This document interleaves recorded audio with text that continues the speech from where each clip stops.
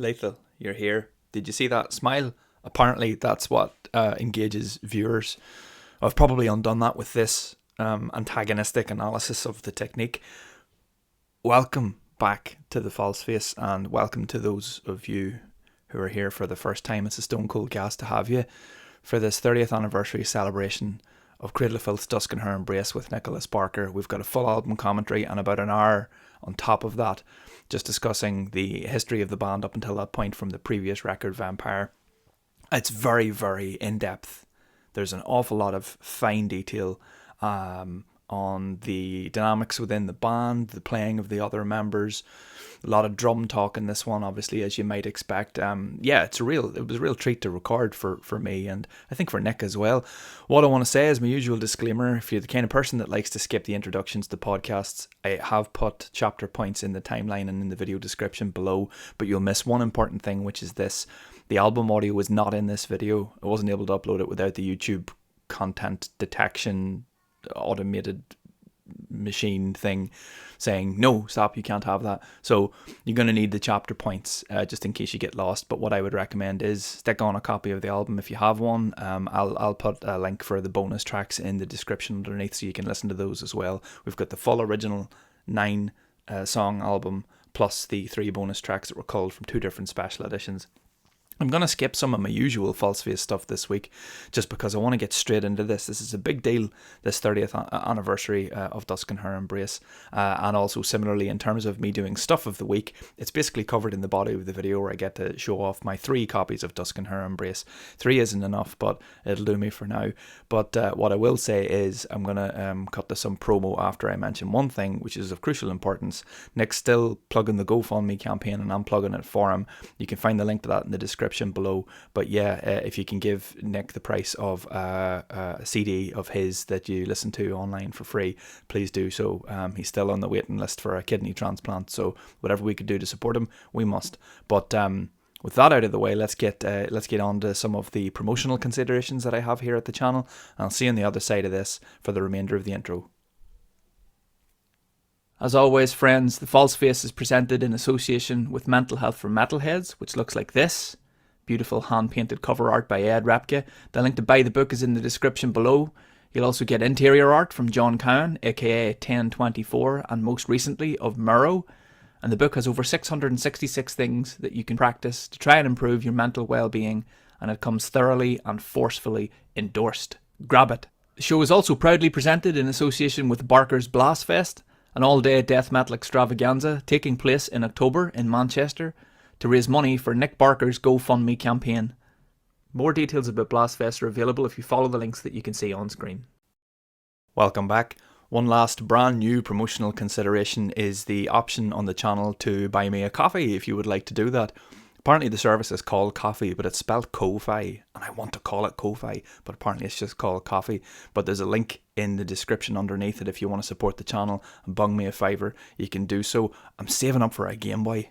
I'm not even joking. I want to buy an original Game Boy. I want it boxed. I want with the polystyrene liner in there. If you've been on the channel before, you know I like stuff. And that's the stuff I want the most at the moment that I can't afford is a fucking 30-year-old games console in its original packaging. So yeah, you want to support the False Face. You like what you see. Help buy me a Game Boy. Listen, it's really, really nice to have you. Thanks for spending your time. There's more videos of Nick Barker here on the channel if you want to check those out. I also just want to say thank you for spending any of your time here. If you like the video, give YouTube one of these and one of those and one of these. Subscribe and you'll see what's happened and what's yet to come. There's a teaser at the end of this video for what you can expect from me and Mr. Barker in the future.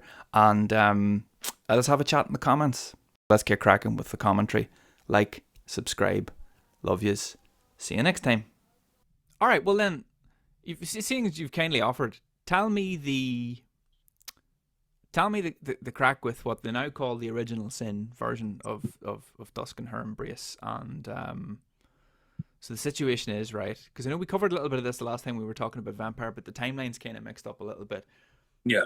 You went into the studio with the principal lineup, minus Robin, who was replaced by John Kennedy. John Kennedy, who went on to Carpathia Enthroned, yeah. who's sadly passed away now. That's right. Yes. So yeah. So give us the scoop on that period then. So I mean, Dusk was supposed to be our second album after Principle, and that's why if you look at old YouTube clips of us around the 93, 94 era, we do play like Nocturnal Supremacy and Gothic Romance and stuff like that, because they were songs we'd already written for the second album, Dusk. Now, we're in the studio and we're all broke. I mean, we're all on the fucking dole. You know, we've not got a pot to piss in between us. We're eating like Tesco value beans, you know, Tesco value white loaf.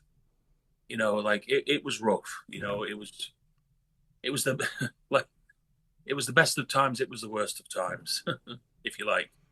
So we were in the studio, and you know, we'd not received any accounting or royalty statements from Cacophonous on the first album.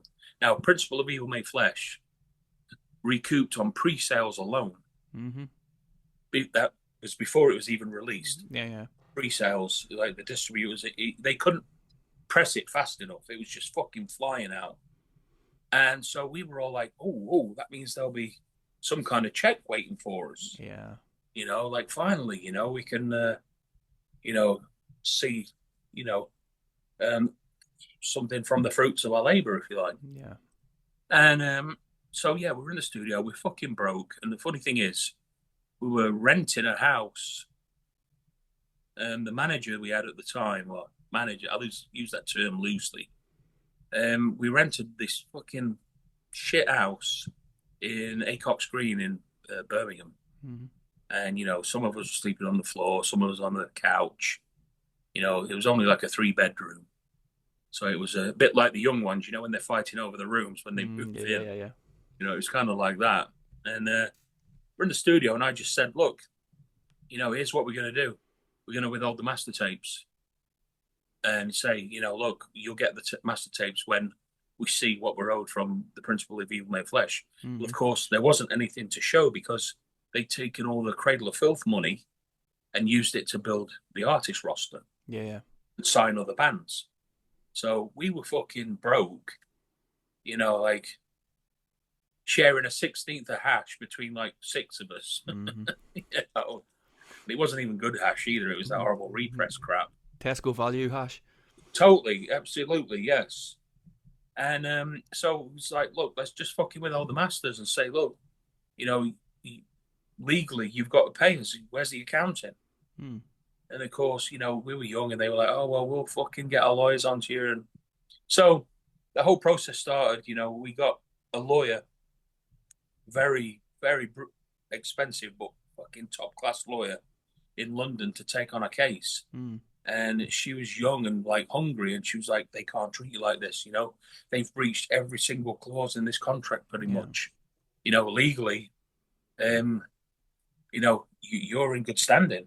You know, it's them in the wrong. And, you know, the thing with labels is when you dispute with a label, see, they've got the finance and the backing to draw it out for fucking ever. Until you drop out. Or the artist, the struggling artist, you know, you've got limited funds. Yeah. You know, all the labels know this. It's industry standard. You know, it happened to all the earache bands and everything. So they were dragging it out. We're getting fucking more and more frustrated. Poorer by the second, you know, having to sell the TV just to pay the fucking phone bill, that kind of shit. Yeah. And so in the end, we come to a settlement where we got like probably like I can't remember because it was like a third or a quarter of what we were owed. But of course, it all went on fucking legal fees. Yeah. Because it was so drawn out. Yeah, of course. You know, and it was like, even to like receive a phone call or a letter from a lawyer, it was like fucking 50 quid, you know? So sending letters to all of us, it was like 300 quid, 300 quid, 300 quid, you know, it soon adds up to like 4 figures, you know, and then 5 figures, you know, and before you know it. So anyway. So it got you out of the situation, but you were no better off. You were blank slate, like. Yeah. It got us out of the situation. We got nothing to what we were expecting. which is typical. I mean, you ask any band that's disputed their label, and they'll tell you the same thing. And but we were released from the contract, but we could have walked anyway because they'd breached the terms and the conditions. Yeah, I get you. Maybe there was some fucking clause we didn't know about that meant we couldn't do anything as artists individually or collectively for like the next 10 years or some bullshit. Yeah. So anyway, long story short, we got out of the contract, and part of the deal was, well, at least, give us an EP, which was Vampire. Of course. Now, for me, Vampire, even though there's only 6 songs on it, it's almost album. I mean, it's 39 minutes, I believe. 36, 39, something like that, yeah. It's around there. So, it's not far off from being an album. One more song would have made it an album. I mean, like any album released in the 70s would have been that long anyway. Exactly. And Master of Puppets was supposed to only be 7 songs. They wrote the thing that should not be in the studio on the spot. Every Deicide album is under 31 minutes, I think, or at least up until a certain point, and those all came out before Vampire as well, so that's another thing you could have pointed at. The Van Halen records are all about 32, 33 as well. Yeah, you're talking my kind of language now, mate. Van Halen and Deicide. Fucking right, yeah. Love them. And I've actually been getting into Legion a lot recently. Yeah, I was listening to Legion the other day. David wants me to try and get Steve on the show to do one of these commentaries for Legion, but I've no contact for him. So Steve, Ashim, if you're watching this, please come and talk about Legion. Leave it with me, because I've known Steve fucking forever. Yeah, I did the first Deicide tour in 1990. I will leave that with you, Nick. Yeah. So yeah. Anyway, we'll take this again. Yeah, we have done. Yeah. Yeah, so anyway, Vampire was the get out of jail free card, and then that meant we could take the masters to another label. Now, at the time, Earache and Music for Nations had a fucking massive hard-on for us, and we were conflicted, like, well, what do we do, I mean, Earache have got all the fucking top bands, that we love, but Music for Nations, they had Metallica and Wasp and stuff like that back in the day. Bigger label too, wouldn't it? What do we do? Now, what happened was I called Paul Loseby from 115 Management. For those of you who don't know Paul Loseby, he's the guy that put on the very first Donington Monsters of Rock in 1980 with Rainbow headlining and Judas Priest, Saxon, April Wine, etc. And he made a fuckload of cash from that. I mean, I've seen photos of him. We've literally black bin bags full of cash. Right, yeah. And lighting a cigar with a £50 note. That was the 80s. The 80s in one photo, yeah. Anyway, so Paul, I knew, and he was also Nuclear Assault's manager from back in the day. Okay. So Paul was managing a band on Earache, Cathedral, and a band on Music for Nations, Dearly Beheaded. Okay. So I called him up and said, you don't know me. I just need a bit of advice, if you could help me. My band, Cradle of Filth, we've been offered deals by both Earache and Music for Nations. Now, I know you got bands on both labels. Who would you suggest? And he said, whatever you do, for fuck's sake, don't sign to Earache. So we went with Music for Nations. Now, of course, that put the fucking light switch on for Paul Loseby. Oh, well, you guys need representation. And, the deal was already done. And him and Faye Woolven, who went on to manage Cradle, like fucking vultures, swooped in. Oh, you need management. And, we were kids. I was a little bit more experienced because I've been around other bands, so I knew a lot more. Yeah. In terms of like management and how labels treat bands and stuff like that. And so it was a done deal. And basically, they come in when they didn't find us the label. We decided to go with Music for Nations, and then they swoop in, take 20% right off the fucking top for doing nothing, basically. And and then Faye managed to get a husband, Kit Woolven, now passed. He did Thin Lizzy and Cathedral. get him to produce our album, which I was totally against from the get-go, because like this guy doesn't even know black metal. He doesn't understand our music. Mm-hmm. You know, we need someone like Andy Sneap or Peter Tägtgren. Yeah. You know, and then Sneap got shut down because Filth didn't want to use him because he'd already done Cradle of Filth. Carpathia Enthroned. Yeah. And, you know, the similarities. If you listen to John's vocals on the Carpathia Enthroned, it is a carbon copy of Filth. In the early days, 100%. I mean, he went straight from Cradle to Carpathia Enthroned. Yeah. Yeah, yeah. And it's a sad story because he told me years later, he said he left just as we were about to break. John and his girlfriend decided to move back to Wales. Okay. His girlfriend at the time.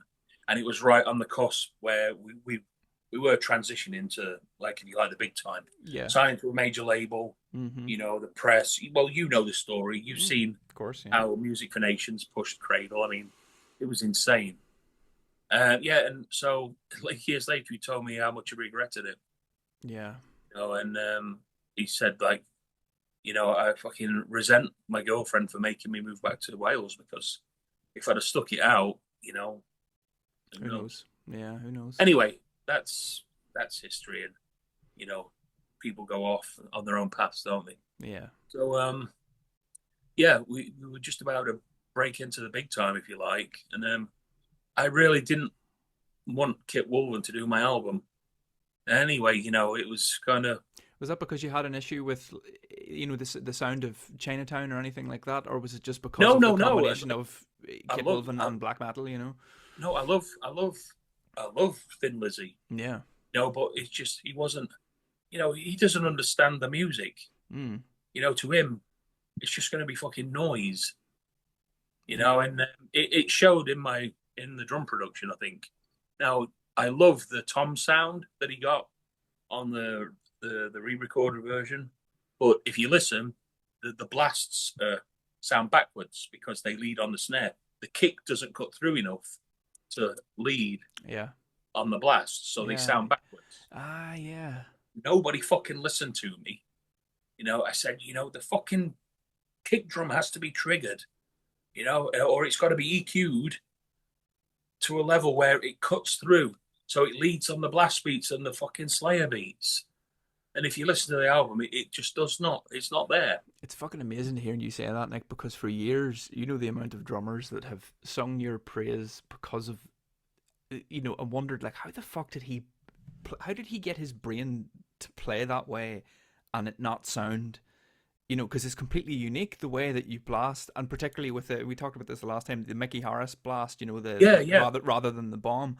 Yeah, and it does. It sounds backwards, but I was always really impressed because it was like, how the fuck did he do that on this one record? So it's all just down to the lack of punch and kicks. You know, it was like, this is why he was the wrong fucking guy for the job. Yeah, he doesn't understand what blast beats are. Mm-hmm. You know, now Peter Tägtgren and Andy Sneap, yes, they'd have no problem. No, that's true. You know, and like, as much as I love the album, you know, I fucking can't listen to it because he fucked my drum sound. Mm. You know, and it was like, oh, what do you know? I've worked with Thin Lizzy, and you know, who are you, child? It was kind of like that attitude, you know, the brush off. And because, you know, I was young, I was like, fuck, how old was I? I was like 23. Yeah. You know, and like, I just didn't see. Now that shit wouldn't happen. I'd fucking fire him. I say, get the fuck out of that chair and fuck off. You know, I've got some questions for you about that tale. Okay. First of all, one thing we skipped that's important. Do you have any idea what it was that led the other band members off? Would it have been the legal wranglings? Do you think that Paul and Ben and Paul? Oh no, they'd already left in early pre-Vampire, hadn't they? Yeah. I tell you what happened. We did a tour in Europe, a headliner tour with Vader, Malevolent Creation, a band from Chicago called Oppressor, which later went on to become Soil. Oh yeah. And Ancient Rites. Mm-hmm. You know, and like, even with that lineup, we were still playing like 1,000, 1,500 capacity places. Yeah.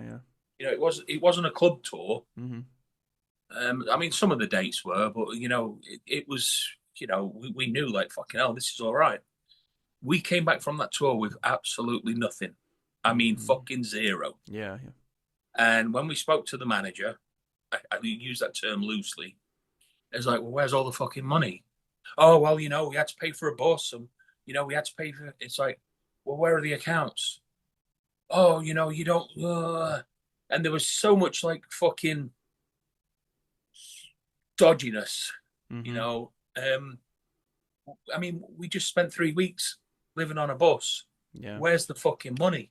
We were selling merchandise. Where's the money? Yeah. And I guess the others just like, fuck this. We're not. We've had enough. And it's a shame because writing with Paul Ryan was amazing. Yeah. A lot of Paul's riffs, which are on Dusk. Yeah. It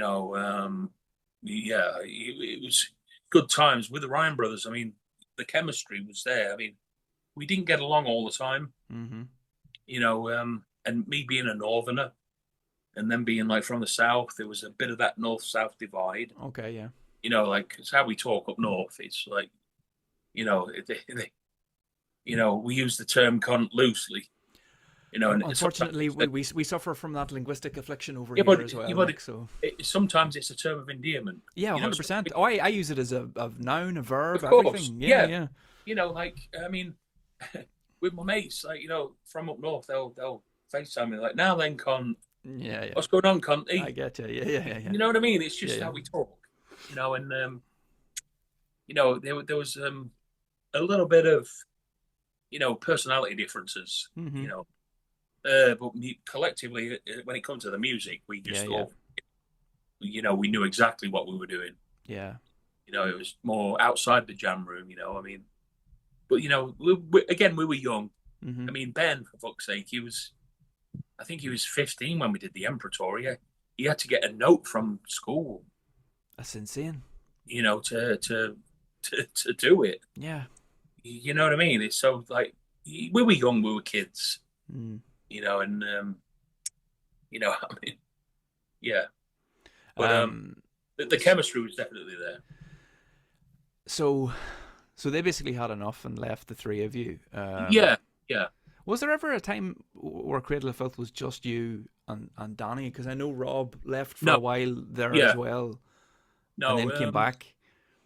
Right when the Ryan brothers and Asunder left, it was just me, Rob, and Danny. And to be honest, I'll tell you right now, I was fucking kind of shitting myself because I'm like, well, the key members of the band that write the riffs. Yeah. I mean, Rob wrote a couple of good riffs here and there.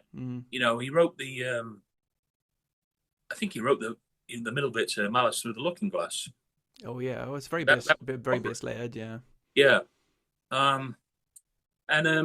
So I was fucking worried. Like, we've got to find 2 guitarists and a keyboard player that are into this, and understand the music we want to play and what we want to do. And at the time, Paul, like, Cradle was still very underground. We'd not broken yet. I mean, of course, there was a really strong buzz for us on the underground, but it was still like, I remember, like, we auditioned guitarists, and some of them were like, what the fuck is this? Do they even know the concept of the band? Yeah. And like, it was weird. And then Stuart popped up, and he drove all the way from fucking Devon, cross country to fucking Colchester to my place. And then we went on to Hadley, Ipswich, sorry, to rehearse with him. And I remember he come to the fucking rehearsal with this neon pink fucking Iron Bird. That's fucking metal, though. It is. Every time Emperor play a festival now, and in YouTube the comments are full of people giving off about Isan's fucking like kind of violent. But he plays a Telecaster, doesn't he? It is. Sorry, it's Telecaster. That's right. Yeah. It's fucking amazing, and that's what's amazing about it is that he's playing it the way the fucking music that he's bringing out of that thing. Well, at the time, I mean, Stuart, we clicked instantly. His playing was fucking second to none. Yeah. And I remember him. Because he was staying at my place in Colchester. I lived just around the corner from Paul Asunder at the time. Excuse me. And I remember we went back to my place. We got pissed. Fucking broke. So it's like the $2.99 fucking 3 liters of white power. Yeah. That the bus white station. cider that's like 8%, 9%. And he's never seen an apple in its fucking life. No, absolutely not. No. You know what I mean? Like the hangovers on that shit was fucking evil. Yeah. But it was like $1.99 for 3 liters or some shit. So like, fuck sells itself. Yeah. I mean, I get my dole check every fucking fortnight, and straight away, in the post office, that was the off license as well. Yeah. They knew how to get you back in them days. Fucking right, yeah. Like you could get like a can of fucking Spesh or Tenant Super for like 99p. Yeah. That's infrastructure. That's what that is, Totally. Yeah. And it'd already be in the fridge cold, so you can't drink that shit warm. No. And it was like, I get I cash my dole check, and then I'm like, fucking hell, I can get like 3 liters for $1.99, or I can get a couple of cans of fucking Tenant Super or Special Brew. Mm-hmm. Fuck it, we'll go for the cider. Yeah. And anyway, so digressing again. So we got back to my place after the rehearsal and the jam session, and we talking metal, this and that, and getting pissed. And I said to him, look, if you do this gig, the fucking pink guitar's got to go. Mm. He's like, what do you mean? I was like, well, have you got another guitar? I was like, yeah, I've got a Jackson Strat. I think it was like the one Jeff Hanneman had. Mm-hmm. The one with the Dead Kennedys sticker. That's right. Yeah, it was that one. And as soon as he mentioned the Jeff Hanneman, I was like, yeah, that'll do. Yeah. And but anyway, later on, I believe he got the neon pink Ironbird sprayed, but he never used it live, and then he regretted spraying it for nothing. Yeah. But yeah, so that was how it all went down, and we got Stuart in, and then it was just me, him, Rob, and Danny for a brief period, mm-hmm. and then John.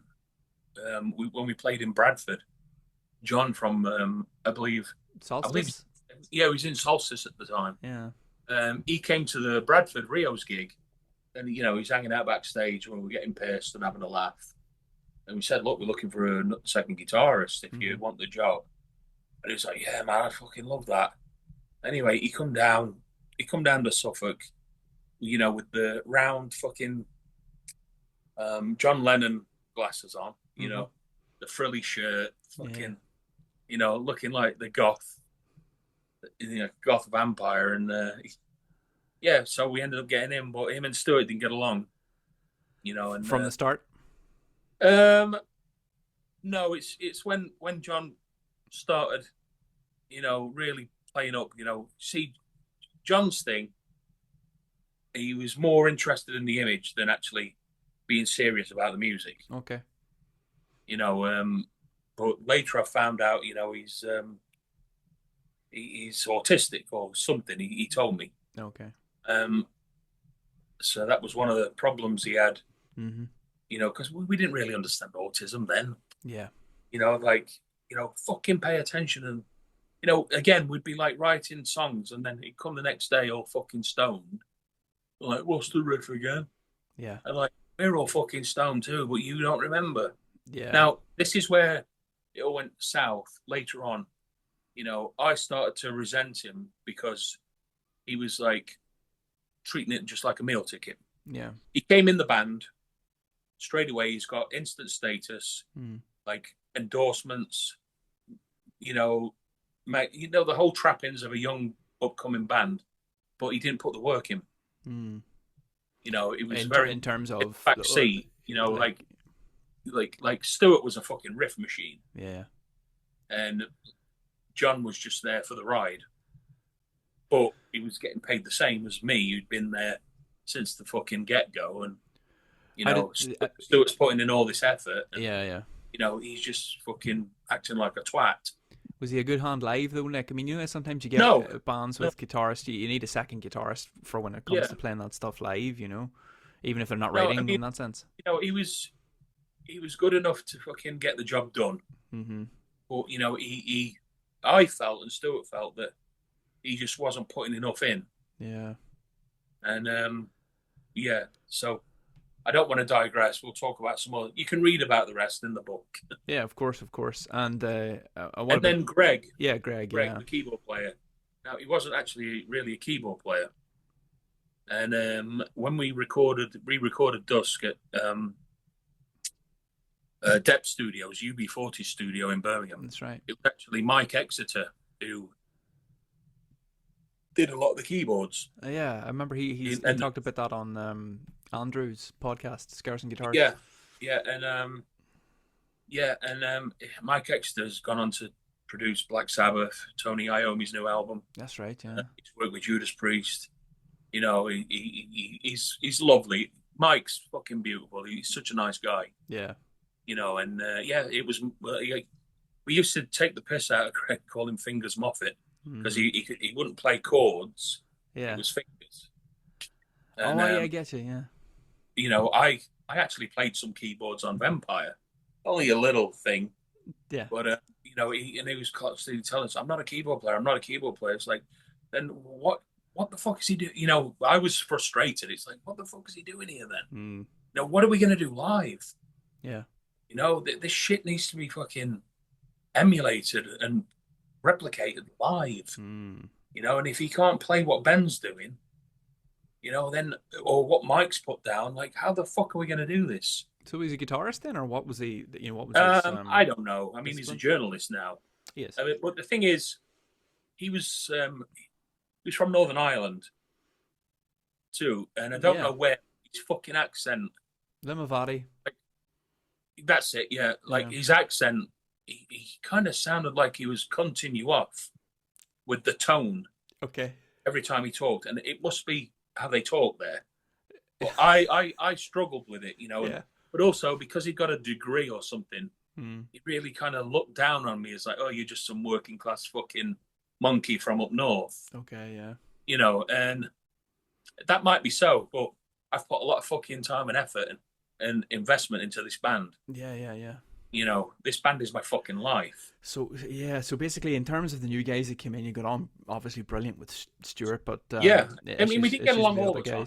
Yeah, we didn't get along all the time, but you know, he was my mate. Yeah. And the thing with Stuart is, I mean, we can all be stubborn, but because he was, because he went to the Guitar Institute of Music, we'd be jamming some riffs. They'd be like, you can't do that. That's wrong. It's like, what do you mean it's wrong? How can fucking music be wrong? And he's like, it's not correct. It's not like how it would be in theory. In theory, it would be, well, fuck theory. I don't fucking know theory. Yeah. All I know is if it sounds good, we're using it. And so we'd clash a little bit there because he was fucking trained from the Guitar Institute of Music. Yeah. So, you know, how he was taught. See, I'm self-taught. Yeah. I learned by playing AC/DC. You know, with the fucking headphones on. Yeah. You know, and you know, he actually went to a music college, so you know, sometimes he came across as like, I'm far musically superior than everybody in this room. He never said it, but he kind of projected that vibe sometimes. You know, yeah. Like I say, I mean, I'm not talking ill of him. I fucking love Stuart, and I'm so sad he's not here anymore. Yeah. You know, because I would have really loved to have, you know, done that Second Cruelty album with him and Les, you know. Yeah, I clipped you talking about that the last time. I clipped that out and stuck it up separately, and an awful lot of people responded to that. Nick, there's still a lot of interest out there about that too, you know. Yeah, but working with Stuart, it was a breeze. I mean, you know, we wrote Ebony Dress for Sunset in like one rehearsal. Yeah. You know, and you know, all the riffs were his. And when he did that finger tapping thing in it, with the kick drums, it was like, fucking hell, that's like some Eddie Van Halen shit. Yes. Yeah. You know, and we just clicked. And like when we changed the middle bit of Queen of Winter Throned, there's a different version. We actually originally recorded that on the original Sin version. Yes. It's on that record. It's not. No, I was reading the liner notes. It was lost. Right. But it is somewhere. Well, any of the old live footage, if it was ever played live, You could probably get it on YouTube. I don't think we ever played it live, apart from on the Vampire tour. Yeah. I can't remember, but yeah, we actually it was originally recorded for the original Dusk album. Yeah. And I guess they didn't include it because it was, I guess, cacophonous on the rights to it or something. Could be something, yeah, like that, yeah. Some contractual thing. But yeah, Stuart was amazing. And when we wrote Rape and Ruin of Angels, you know, he totally got what Cradle of Filth was about. You know, that middle section, Mm-hmm. you know, the keyboards and the bass, and when the guitars come in. Yeah. Fuck it. It still gives me goosebumps now. It's beautiful. Yeah. And then that Sisters of Mercy part, he totally came up with that. Yeah. It's terrific. I mean, you guys were very lucky to find someone that good.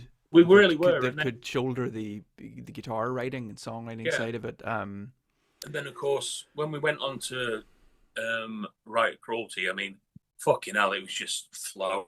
Yeah. You know, every rehearsal, it was like we were shitting gold. Yeah. You know, it really was. And like, you know, we'd have, because where we jammed, it was in a recording studio where Extreme Noise Terror used to rehearse as well. And the owner of the studio was like, "Oh, I'll set up a couple of room mics, you know, and we'll run the triggers through, and you can have like a posh rehearsal tape if you like." Oh yeah. So we would fucking record it that way, and then we'd take it home and listen to it, and it was just fucking pure gold. You know, but anyway, we're going off. We're off into the future, yeah. I know, it's terrible. Well, here, paint a picture for me. So before you go in to record Dusk, what's the situation? I mean, are you guys still skint? Are any of you guys working, or what's the? Well, when we signed to Music for Nations, I mean, everything changed. You know, that deal, I believe it was a £250,000 deal or something like that. Okay. For 3 records. Yeah. And our equipment was fucking shit. I mean, I still had my Pearl Export kit that I had from my fucking high school thrash band. Mm-hmm. You know? Yeah. And it was falling apart. You know, I took it on tour. You know, it went all around Europe. I mean, they're great kits. Yeah. But mine was already secondhand. Yeah. And, you know, I was just putting more and more money into it. And it was just a money pit. Yeah. It was slowly falling apart. You know, all my cymbals were cracked. You know, the amps were shit. And so Music for Nations basically turned around and said, well, just write down what you want. Yeah. Nice one. So I was straight fucking on the Pearl catalogue. Yeah, I want that, and that. You know, Gibraltar rack. Fucking, at the time, I was really into Zildjian cymbals because I loved how the Z series that Lars Ulrich played in the 80s, I loved how they sounded. Mm-hmm. And they were also, I'd used them a couple of times, like using rental kits. And they were like Peisty Roods. They were manufactured and built purely for metal. How the thickness of them, and you had to really hit them hard to get full resonance. Yeah. So I went with Zildjian, and I got a full set of Zildjians. I got like the Pearl Masterworks, Masters Custom kit. Mm-hmm. I wanted the CZX kit, which Hoagland played when he was in Death. Mm-hmm. And they had square tom sizes, you know, 10 by 10, 12 by 12, and so on. But they stopped making it. So I said, but we've got a new line coming out called Pearl Masters. And I got the Masters Custom because he had the gold hardware. Yeah. And so we all got new equipment. I mean, Stuart got a 5150. Fuck yeah. You know, like fucking new guitars, you know, new bass rig, fucking Trace Elliott bass rig or whatever. Or Ampeg, I can't remember. We got a Kurzweil keyboard, which at the time was like... It was pretty new, were they, at that time? Yeah. And they were like, I think they were like fucking $3,000 or something. They were very, very high-end shit, yeah. Yes, yeah. I mean, the kind of thing you wouldn't take on tour, you know, it's a studio keyboard. Yes, of course, unless you're in Dream Theater. They used to tour with a Kurzweil, yeah. Yeah, so, you know, we had to get a fucking road case made for it. Yeah. And Greg really didn't know what he was doing because he was telling us constantly he's not a keyboard player. Mm-hmm. So, you know, we got all this new equipment, and it was amazing. You know, we were like, fucking hell, yeah, brilliant.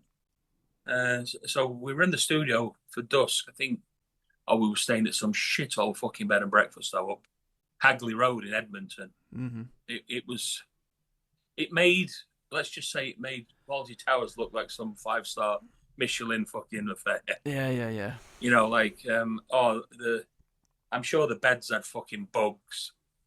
You know, all the decor and just everything. It looked old and tired. You know, it's like the fucking 80s called. So there was You no know, depth. yeah, Didn't have no, sleeping quarters or anything. it was horrible. I mean, Yeah. you know, we had separate rooms, but it was fucking shit. And oh god, the breakfast in the morning. I mean, it was like some piece of bacon and egg, like swimming in like an inch of fucking lard. Mm-hmm. You know, and it's just like, this every day. Anyway, Yeah. so the drums were the only thing that we kept from the original That's Masters. right. Yeah. So I was just there, you know, hanging out, saying, "Oh, we should do this, we should do that. Maybe try it this way." And you know, Kit gave me the brush off and said, "You know, your parts were already done. Why are you here?" It's like, fair enough. That's all I need to know. So I'd fuck off up to Costermongers, Yeah. which was the metal pub in Birmingham. That's right. Yeah. Which we all used to drink in, and like you'd see the Napalm guys in there all the time, Cerebral Fix guys, Benediction guys. Yeah. You know, like Warlord. They were from Birmingham at the time, I think. What was the decision behind the re-recording? Was that a contractual thing? Was it to do with the fact that the guys that had recorded those parts had left the band, or was it to do with the quality of the performance or anything? It was purely because we've got a brand new lineup. Yeah. You know, and what's the point in releasing an album? Yeah. And having photos of the ex-members when we've got a new band. Mm-hmm. You know what I mean? It's like, well, fuck it, just learn the parts and re-record it. Put their stamp on it. Yeah. And Stuart did. I mean, there's a couple of bits that slightly differ from the original. You can hear the difference if you A/B them. I mean, he did a stellar job. And like I say, Mike Exeter did most of the keyboards. Yeah. But the funny thing is, because we were using UB40 Studio, we were buying weed off Astro all the time. Okay. You know, the Rasta guy, and he passed away, unfortunately. All of the UB40 guys, they'd be in and out. They were fucking lovely. Yeah. You're like, oh, this sounds a bit fucking, tasty, nasty too. Mm-hmm. You know, in the Brummie accent. Yes. And like I met Ali, his brother. Like Astro was always there because we were always buying weed off of him. Mm-hmm. And they were fucking lovely guys. Yeah. You know, you go upstairs into the green room and they'd be watching like daytime TV, and you'd hear one of the guys in one of the MIDI studios like composing shit. And yeah. It was lovely. Unfortunately, that studio doesn't exist anymore. It got flattened. You know, but I do believe UB40 hit hard times. Yeah. But they weren't quite honest with the tax man. You know. Yeah. Taxman. But it was funny because I know when we rolled up, you know, I'm in my fucking Ford Astra. Sorry, my Vauxhall Astra. You know, and I'm parked next to like a fucking 7 Series Beamer. Yeah. You know, and like a fucking AMG Merc. Yeah. There's a 911. You know, and I come in this fucking like G-Reg fucking piece of shit. Yeah. You know, fuck, how did we make it from Ipswich to Birmingham in this pile of wank? You know, but we did. And it was good times. I mean, we'd never been in a studio like that professional before, and it was like, fuck, whoa. I mean, they got an SSL desk in that, you know, if you know anything about studios like the SSL, that's the desk that the Black Album was recorded. Of course, yeah. You know, it's solid state Logic. And that shit's like a fucking £250,000. Yeah. You know, they're not cheap. They're not. No, I mean, it was quite a jump, like from where you had been previously. Yeah, from like Academy Studios, like, you know, UB40. We were like, fucking hell, this is wow. you know. Well, what do you reckon? Should we get started and listen to see what some of this sounds like? Me again, False Facers. Last insert from me, I promise. I just wanted to let you know that the album commentary is about to start. There's no music, so you're going to have to cue it up. You'll see in a couple of seconds that I'm going to count everybody in with a 3, 2, 1. Again, the chapter points are going to be as precise as I can make them, so if you get lost at any stage, just consult the timeline underneath or the video description and you'll get back on board. We're listening straight through to the original version of the album, 9 tracks, and then on to the 3 bonus tracks. They're all playlisted underneath, so you can't go wrong. Enjoy! So what I'll do then, just for the sake of, if I have to take the sound out, I'll count people in, but there'll be chapter points and all the numbers will be down below in the video anyway. But we're going to start listening to the Music for Nations 1996 version of Dusk and Her Embrace. We'll do the bonus tracks afterwards as well. Nick, I'll get them playlisted for people. So this is the version that goes from Malice on to Dusk. It doesn't have Nocturnal Supremacy in the middle, and that starts in 3, 2, 1. You can hear it? Yeah. Go. So this is Mr. Exeter then? Yes. Yeah. Was Mike doing engineering on the album, like generally, as well as these? No, Dan Sprigg. Oh, yeah. Was the engineer who he was the engineer on Napalm Death's Mass Appeal Madness EP. Ah, yes. And I was a big Napalm fan at the time, and I love Mass Appeal Madness. So like, a lot of people will say that's the best they ever sounded. I love that lineup too. Yeah. You know, so, you know, what was it like with Napalm Death? Like, oh, you know, it was interesting. Because Mick is quite animated, isn't he? There's the word. Yeah. Yeah.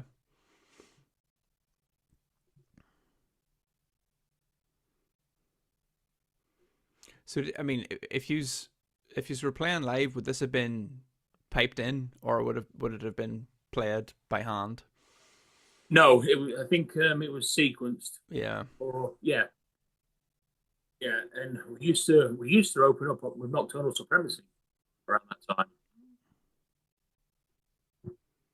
Would you have been using the music from The Omen at that stage? Maybe that was later. Yeah. I think it was The Omen. Yeah. I wonder why they don't use it anymore. I don't know what they use these days, actually. But this riff is Paul Allender, I think. Mm-hmm. Yes, this is on the original. Yeah, it's on the original version too. It's a brilliant song. That's fucking fantastic. But like I say, listen to when the bass break comes, and then when the blast comes in, the blast is fucking backwards because they didn't EQ the kick drum correctly. Yes.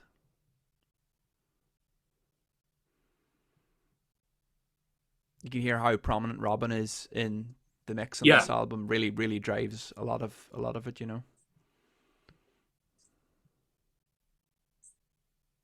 God, it takes me back. I remember when we wrote this. Yeah. Yeah. We were so chuffed because, you know, after Principle of You've Made Flesh, like I say, this was supposed to be the second album. Mm-hmm. There was a real progression in our playing and everything. There is very much so, yeah. Yeah, across the board, like. I'm just going to turn this down just a touch, Nick, because I think it's swallowing up some of your voice. Can you still hear that okay enough to kind of know where you are with it? I can hear his vocals, but I can't really hear the music. I'll go back up again then. That's better.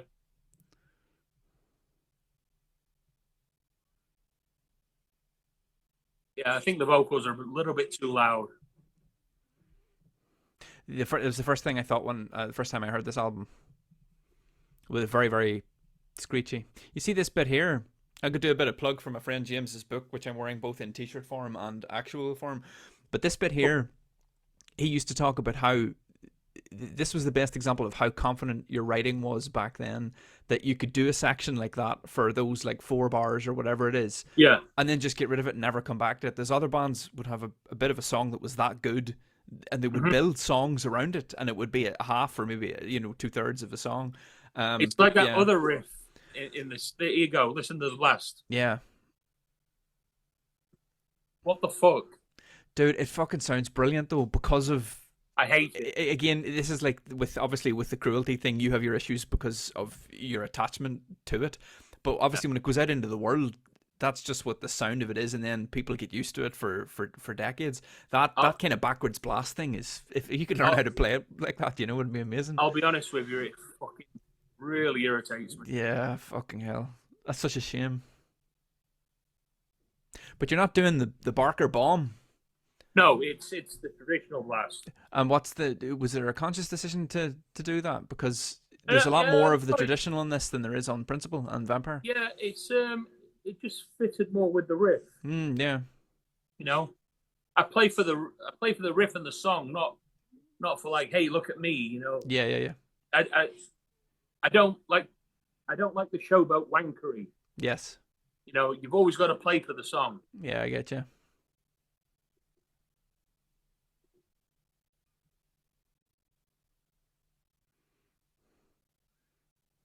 I love your snare sound on this album. Do you remember what snare you were using? I love the snare sound and the toms. The toms sound fucking phenomenal, but the kick drum is just not there. Yeah. That riff. Yes. It comes in once and then fucks off. Yeah, exactly. It's amazing, yeah. Yeah. Oh, this drives me crazy. You're gonna ruin it for everybody else now. I'm sorry. I mean, it's great. Everybody loves it, but I have a question about the tom sound there, particularly that little roll. It almost sounds like you go up the toms. Are those toms from a different kit? No. Okay, here's the story. Yeah. Like when we recorded the original, we recorded it up in Edgbaston at a studio where Magnum, remember Magnum? Mm-hmm. Where they used to record, and I actually used Magnum's drummer, who's Mickey Barker. He had a Yamaha 9000, and that's why the fucking drums sound so amazing. Yeah, okay. I used Mickey Barker from Magnum's Yamaha 9000 kit. Yes. There's just something about that there's a couple of tom rolls where it's almost like the lower tom sounds louder or punchier, and it creates this weird sensation of going up. There's a couple of, I'll point some of them out later on the album, and you'll see what you think about it. But it's a strange kind of, it's almost like an illusion, you know. Yeah. There's Danielle doing her bit. Yeah.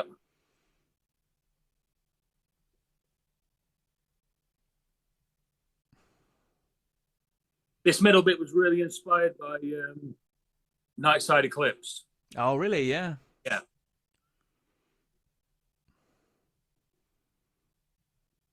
Yeah, I read you talking about your love of that album years and years ago. It must have been for a magazine or something, I think. But yeah, if anyone was to ask me what my top 5 black metal albums ever, Nightside Eclipse is in there. Yeah. I think it's number 2 next to De Mysterious. Did you ever hear the remix of Nightside Eclipse? No. Has it been remixed? It has. It's on this. Fuck. It's on this fat version here, two disc thing with a Is it less washy? A little bit, yeah. Yeah. You see this bit here, you drop the hi-hat. You know, after you did it, you don't go straight back in with the hi-hat. The groove that creates just by cutting that one, yeah, I fucking love it. Always love that. But it is less washy, Nick. Yeah, it cut some of that out, yeah. You could probably get that on Spotify, actually, now, come to think of it. That remix. Now, you're doing what you're doing with the ride, you're doing with the feet. Yes. But then here, it changes. Yeah, you know. Just a little bit. You take some of the beats out. If you listen to the structure and the melodic movement of the riff, yeah, I'm actually playing what they're playing on the guitar. Yes, yeah. Yeah, I always play for the song. I like that philosophy.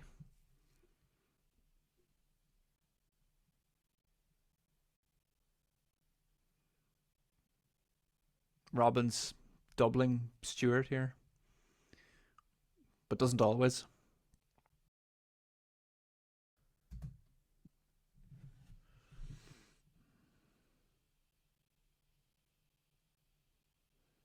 I love this song. Yeah, this is a fucking setlist classic. I mean, judging by all the comments on the internet, I think a lot of people like this song. Yeah. And this was re-recorded a few years later as well for I think it ended up in the from the Cradle EP. No, that's me playing it live. It's not re-recorded. That's right. It is. It's a live. I forgot. Yeah, you told me that the last time. I always get that mixed up. It is the live one. Yeah. That's my tip of the hat to Pete Sandoval. All right. Yeah. That's a really fun beat to play. That when I can muster the stamina.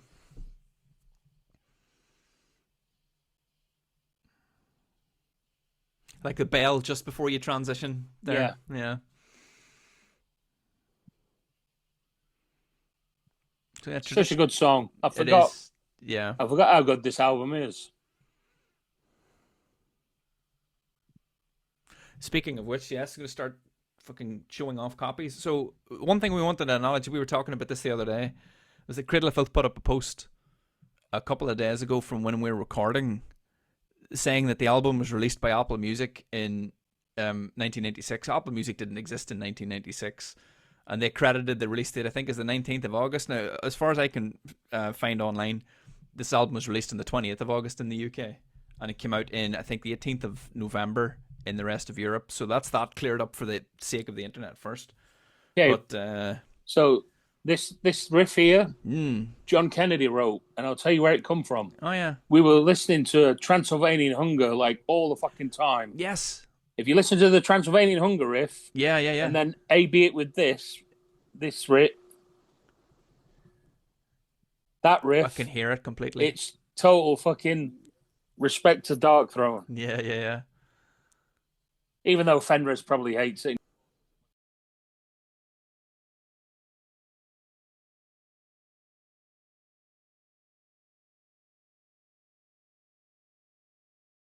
You know what I'm saying? I do, yeah. I wouldn't put it past him. And that's, the love of Maiden coming through there. Yeah. You listen to what Robin's doing here. He's going in a different direction, Yep. I love it.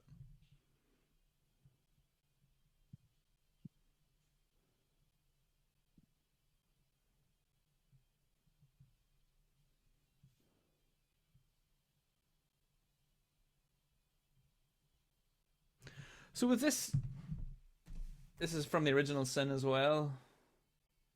It is, yeah. I can't remember what this part sounds like on the other version.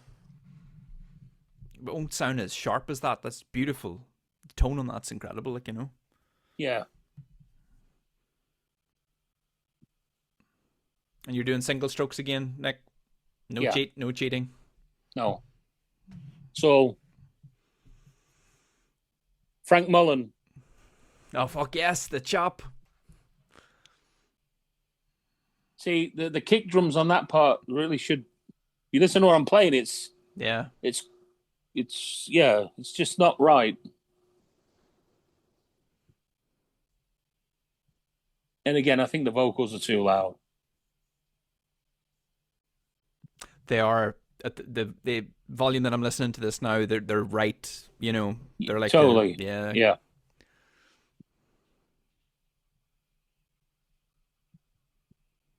Oh, you're doing something in this song too, where you kind of go from playing on the on beat to the off beat, and then back again, and swapping it about,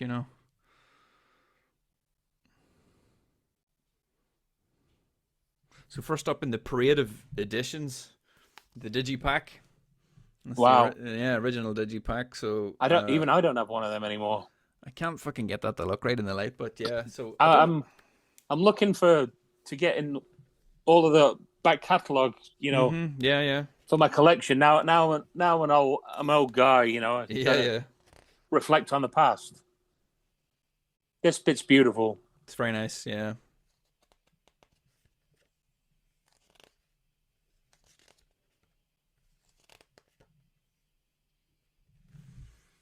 A young master Barker there. looking at something, looking off somewhere, but were those sorts of photo shoots ever uncomfortable, Nick? Not really, because we just used to get pissed. Yeah. No. Like you say, it's self-medicating. Yeah.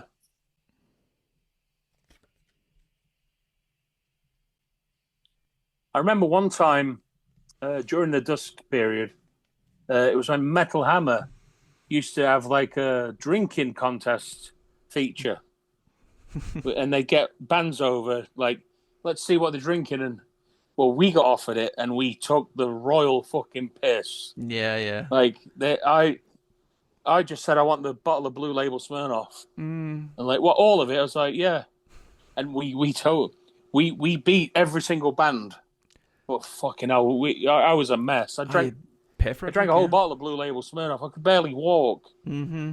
I don't remember getting home from London. I had an experience like that once as well. Yeah, it's never good when a whole bottle of anything is never good. You know. I mean, I was drinking pints of orange juice with it. I was just drinking it neat out of the bottle.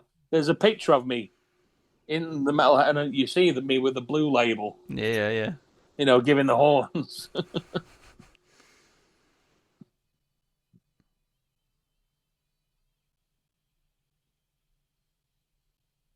Again, one riff it's never heard again. Yeah.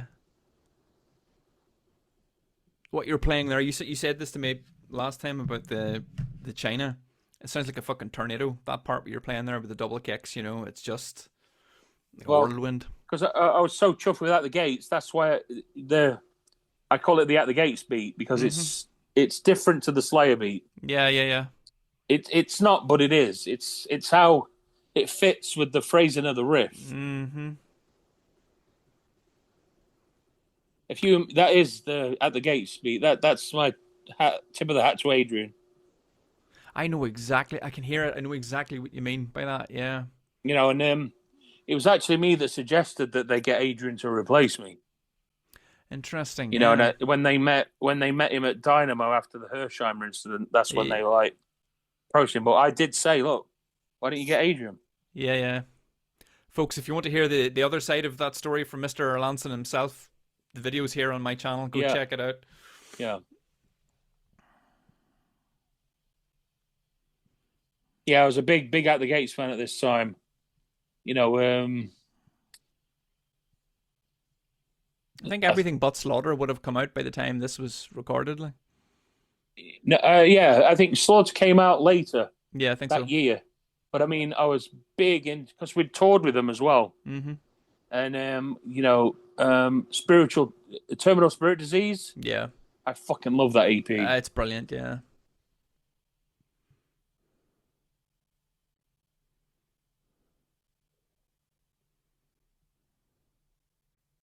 It's a brilliant song. It's really, really, really good. Yeah. It's funny because it takes me back when I hear these songs. Like I get this overwhelming feeling of nostalgia, and you know, and yeah, it's a beautiful thing. I suppose you don't listen to this stuff often, Nick. I don't know. You know, I have a tendency, like, once I've recorded something, after 2 weeks, I hate the fucking drums. Like, oh, I should have done that, and why did I play that? And this fill would have been better. And if live, it just feels more. You know, I put a little bit more in live. Yeah. But yeah, it's great to, you know, go back and listen to it now. It's like, wow, we really were pretty good. Well, fuck yeah, you can say that again. I have got some extremely deep cut trivia coming up here. So you hear this dog? It's meant to be a wolf. That there, yeah. So it's actually a coyote. I don't know if you know that. I didn't know. All right, so that sample also appears in the 1996 video game Resident Evil. So that's two 1996 references. Whenever you're outside the main mansion, you can hear that same sample. But it's ancient. It was in Hammer horror films from the 70s and everything. I've heard it in loads of stuff. I've got one of those ears. I can't help but noticing. I talked over that whole section, Nick, those drum parts, the writing of those, it's just sublime. Thank you. Yeah, it's really, really tasteful. Is that the kind of thing, if you were playing this live, you would have tried to replicate those parts? Or would you have allowed yourself? Yeah. When I say, like, I had a bit more live, it's only, like, certain bits I'm, like, in the... Yeah. You know. Yeah, there's a little flourish you do in Beneath the Howling Stars on the Astoria show where you add to that, which is just takes it to another level, you know. Yeah. This bit was inspired by Pink Floyd on the keyboards. Interesting. If you listen, it's like "Wish You Were Here" almost. Oh yeah. I can hear that. Yeah. The progression. Yes. There's bells in there as well, isn't there? Yeah, I'm getting goosebumps. It's a fucking great song. This, Fucking yeah. brilliant.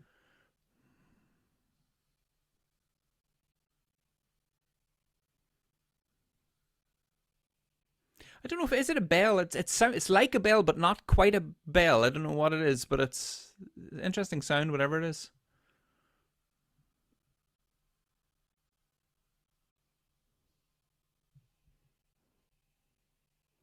Yeah, that's "Wish You Were Here" by Pink Floyd. Yeah. I think it's "Wish You Were Here" or "Comfortably Numb." I don't remember. I'm not really big on Pink Floyd, although I appreciate them. This. Where you throw the hat and the snare in the middle of that. Is that a John Bonham triplet that you're playing there, or are you doing that with 2 feet? No, it's John Bonham. Yeah.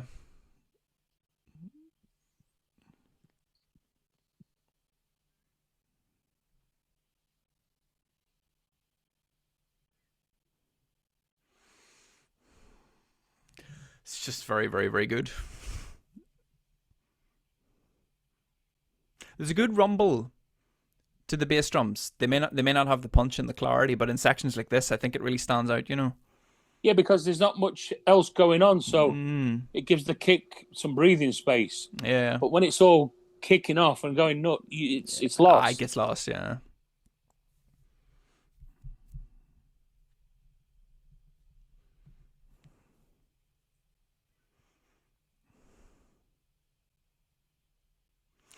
Something about these. Yeah, go ahead. The snare fucking makes it sound backwards.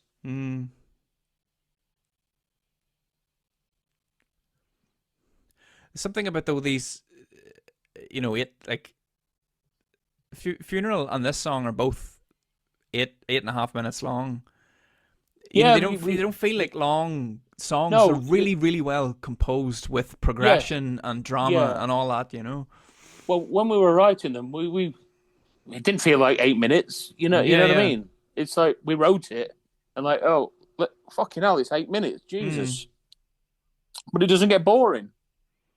You notice that your crash completely vanishes here. I can't hear it at all. It just sounds like bass and snare, kick and snare. That's a riff. The skank riff. Yes. And then the double bass.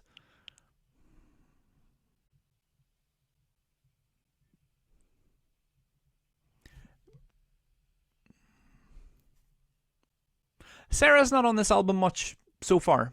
I know she did record on it, but I think she was more on the original version. Yeah. They played this song live on one of the later DVDs with Paul Allender, and that skank riff section, they changed the key or something, and it sounds completely wrong, but the rest of the song sounds like this. Yeah.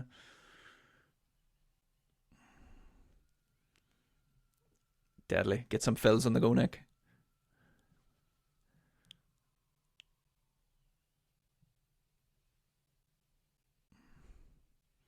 Yeah, very nice.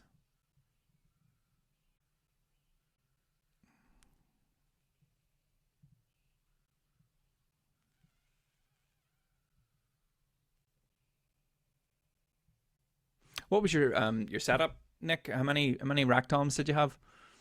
8, 10, 12, 13, 14, 16 floor.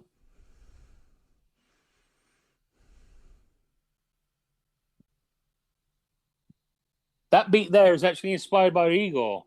Oh, really? Yeah. On I think it's Dead Embryonic Cells, but I'm playing it a little bit more faster. Like the tempo's different. I know it. Yep, I know it. Rip off bastard. Nobody better you can rip it off from.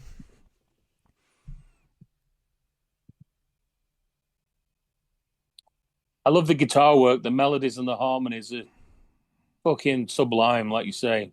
Yeah, Malice Through the Looking Glass is coming up next, Oh, and it's there's so beautiful. many overlaying parts at It's once. beautiful.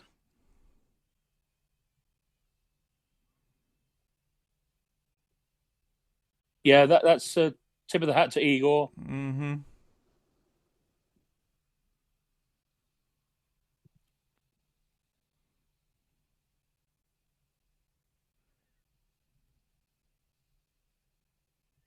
Big run coming up here.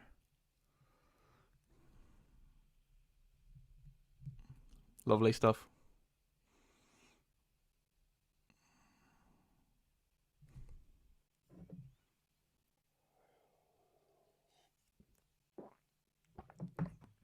Although you just fucking wang that China there just to bring us back to this is 1, 2, 3, 4 really Oh, hard, you know. mate, I hammer the China like it owes me money. Yeah, Yeah, I've always been a fan of China's. yeah, yeah.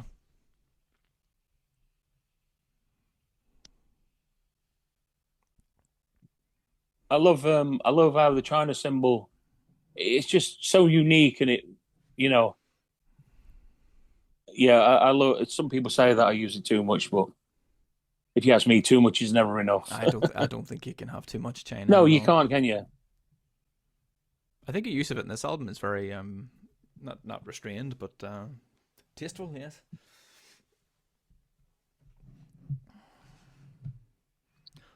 So now on this digipack, Nocturnal Supremacy '96 would come on now. Right. It comes in after Gothic Romance. That would have been completely re-recorded. Nick, would that be right? What, the '96 version? Yeah. Yeah, yeah. And I didn't know what the story about the original sin was back when I originally got that digipack, so I didn't understand why it was called Nocturnal Supremacy '96 when fucking Vampire also came out in 1996. Yeah. No explanation for that, you know.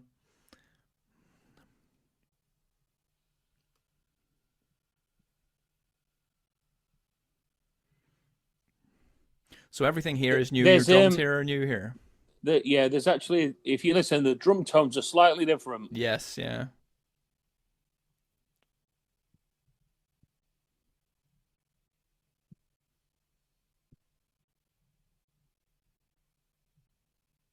This was a live staple too, wasn't it?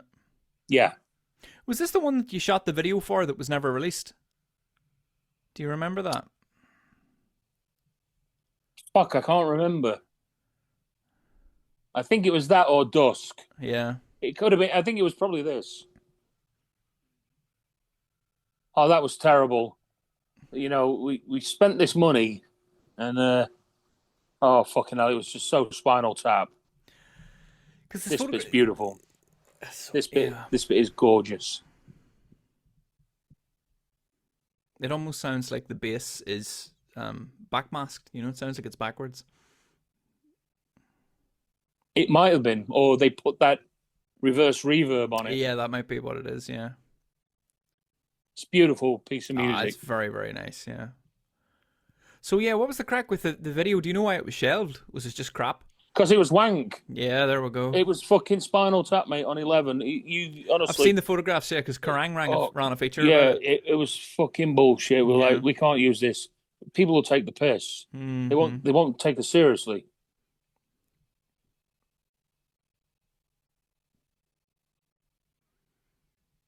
If you just count the amount of, you know, melodies that's being played basically on each instrument there's so much. It's a wonder that you were able to play this live, given that, you know, fact.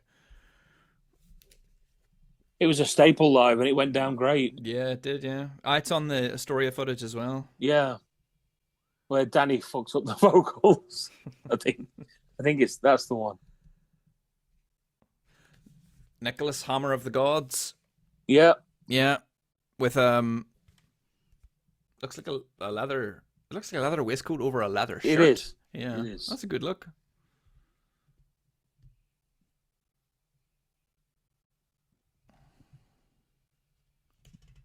The piano run on this is fucking beautiful. Yeah, yeah, yeah.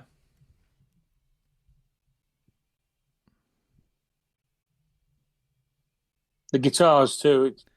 I got goosebumps, mate. You nearly need to like pick something to listen to and follow it. Do you know what I mean? Yeah. Because there's just so much going on. Tell me this: I, why did you? Sorry, go ahead. I really miss Stuart. The Stuart's anniversary yesterday. I know. Yeah. It's kind of bittersweet that we're doing this Yes. the day after his passing. I was thinking about that. Yeah. What led to the writing and recording of something new, Nick? Can you remember? We just needed a song to fill the album. Yeah. Yeah. It's always a great moment live whenever that tempo picks up, you know? Yeah.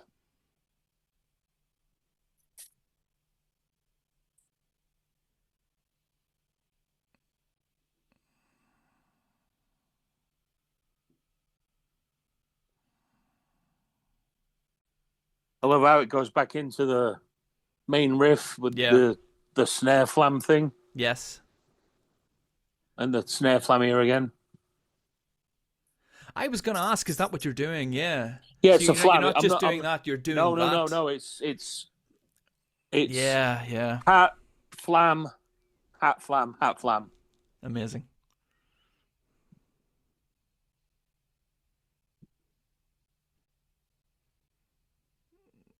At least you get a nice rest for the right hand there without China anyway.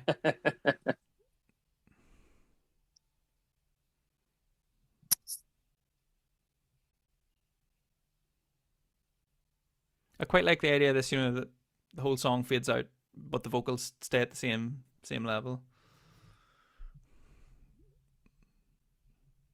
And whatever that bird or whatever that is. A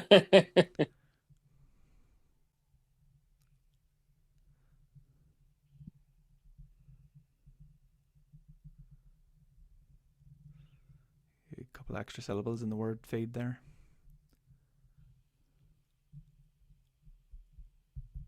Now, the original keyboard sound on this intro riff was totally different.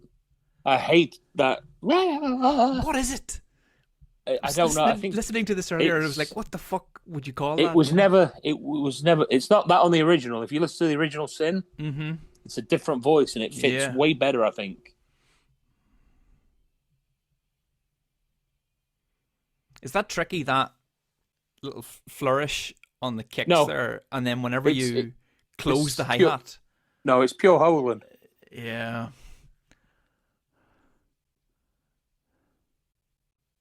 The toms sound amazing.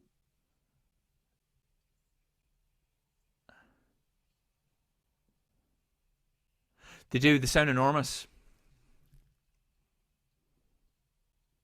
They don't sound the same as the toms on Demisterus, but they have the same. Not tones. It's a different reverb. Yeah, it's a different reverb. But you've got that thunder thing happening, you know.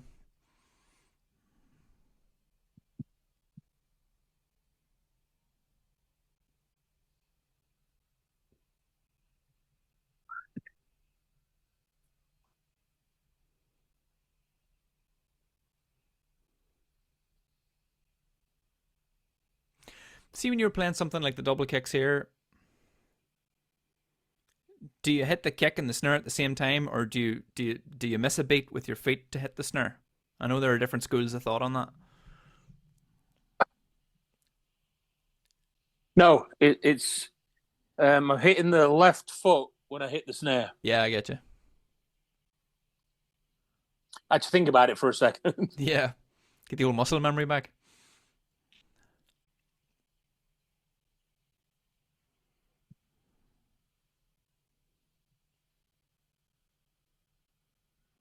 That's the Mike Smith there. Yeah. 2 feet there, Nick? I believe so. Yeah.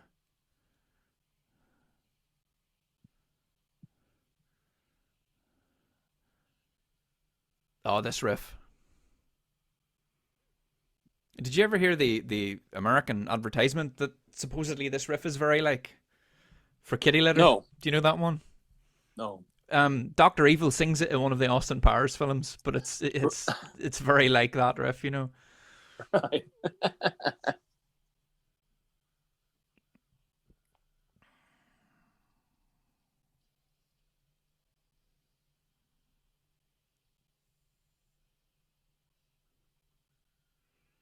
I really like the cymbal choke while the kicks continue on past, so instead of it ending the part, they just run on afterwards. You still using Axis pedals at this stage? Yeah. Yeah. Oh no, I was on DW 5000. Oh yeah.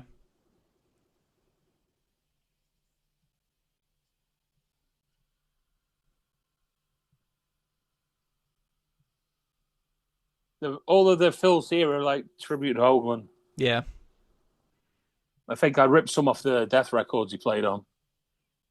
I'm sure he But didn't mind. the cymbal choke is very Gene Yeah. too. You're kind of doubling the riff with what you're doing with the cymbals as well. So the riff goes dun and you're like five different, Yeah. Again, playing for the song. Perfect, yeah.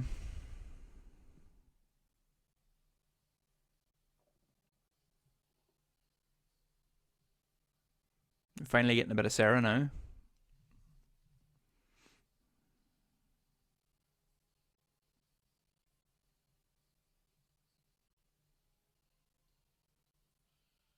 Was Sarah would have been playing live with Cradle at this stage, yeah? Yeah. Did Andrea ever play live with you? Only as a dancer back in the day. Okay, yeah.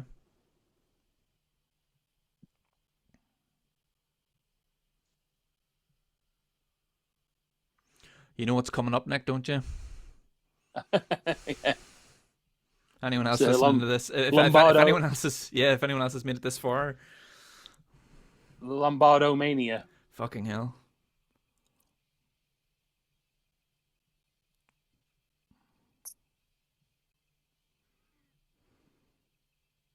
I was young and needed the money.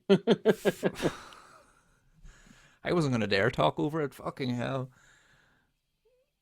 And so, you're playing that live. Do you try to replicate that?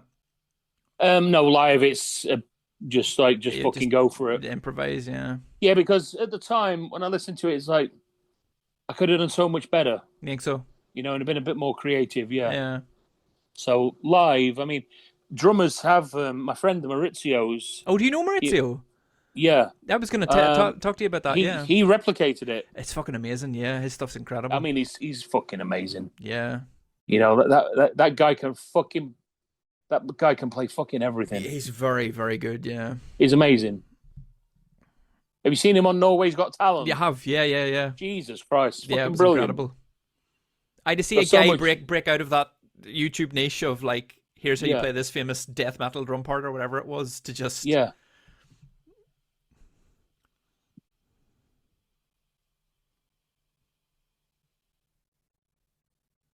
Wow. Aye, good in it. It's not too shabby, is it? So there's none of the keyboard tracks from the original Sin were reused, am I right in saying that? Yeah, I believe so. Yeah. Or Carmilla's Masque might have been, I think. It's listed on both. This is a good time to show off the other fantastic early edition of this. Again, I got one of them. I got a couple of them too. My lighting's fucking shite. I might insert this afterwards, but yeah, the coffin's very nice, isn't it? You've got your one there. Yep. Which I found out the other day was actually a blonde woman in a wig made out of leaves. And there's a photograph of you posing uncomfortably with I think was it Nigel Wingrove that took the photographs? Or he was the director, but he wasn't the photographer. Yeah, I believe so. Or it might have been Stuart Williamson, but you're posing with your favorite photograph, but you don't look like you want to have your picture taken. Which is often the case with your band shots. Remember the last time we talked about your caricature in this booklet? There we go. Hang on. That's you. I don't know if any of these are particular. Yeah, they're not bad.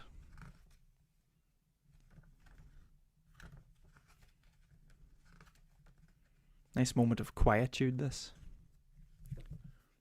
I've got something else trivial to tell you, Nick. I don't know if you know this or not.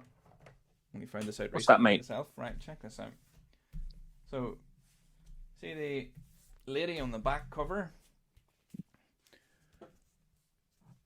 Did you know that that's from the same photo shoot as the cover of Principle? Yes. Yeah, because she's got the same hairdress. That's her on the right Yeah. there, or yeah, it's the right. Yeah. And the woman on the front, Yes. that was actually superimposed. Oh, really? Okay. Yeah. So she's been superimposed onto the Yeah. photograph. Yeah. That's an original 1996 wax. Everybody in Jesus. near Even I don't near mint have one of condition. them. Hype sticker poster included. I think you should bequeath that to me. Do you think so? I think so. Jesus Christ, what's the shipping to Canada? It's not going to be cheap. I know. I think it Tell might me about it. I think it might have. I get a lot of my stuff from Canada. Don't know if I can reach it. I got a copy of fucking Cruelty that came from Canada recently. A different cover. You know, she's a slightly different pose in the bath. Like her legs up, you know. Nice harpsichord here. Tributes King Diamond. Of course. There's a riff in this one, Nick, from Total Fucking Darkness. Yes, there is. Yeah, there is. Yeah. Because when I first heard Total Fucking Darkness, I couldn't place where I recognized it from. It took me a while to figure it out. Like, we were going to record As Deep as Any Burial from the Total Fucking Darkness, but the coffin has shut it down. That's a great. So that would have been the one to go for. Yeah, I remember rehearsing it in the jam studio, and yeah. Oh, we were all set to record it, and then we got the call like you can't use it. It did was play on that demo, or was it the other guy? Wasn't John Pritchard was the drummer before? Was he, or was he the bass player? I don't think it was John Pritchard. I think it was. Yeah.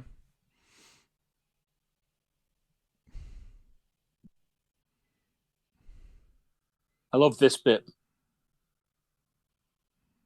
Yeah.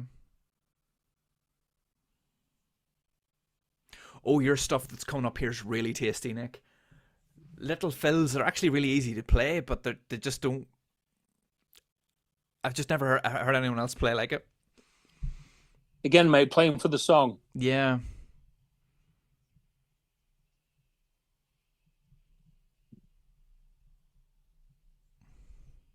Lovely stuff. I love that guitar riff with the harmony. It's amazing. It's like a lullaby, isn't it? Yeah. And then Robin takes it right down, you know, grounds it. Yeah. It also lulls you into a false sense of security for what's about to come.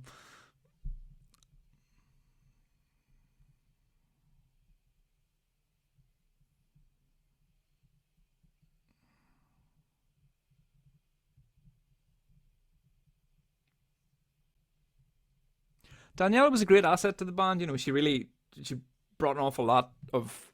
She really was, but you know, she didn't want to go on the road, so yeah.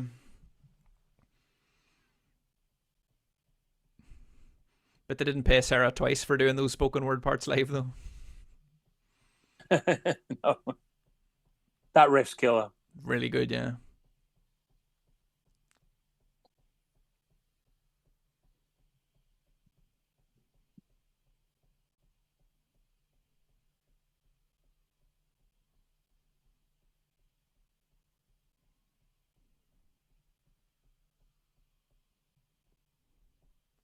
Do you remember how long it took to record the album? Oh, we were in the studio for fucking ages. I think we were in the studio for about 6 weeks. Jesus, yeah. And then Cruelty was about fucking 8-10 weeks. How does that compare to the first album? We had 2 weeks to get it all done. No. Or 10 days.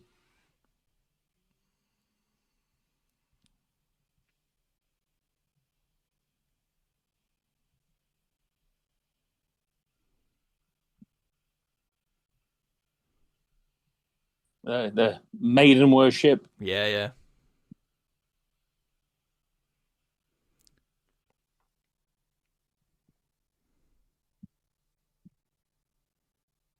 And then when this riff comes in, it's a tribute to At the Gates. Oh, no, the fast bit at the end. Sorry, my bad. Yeah.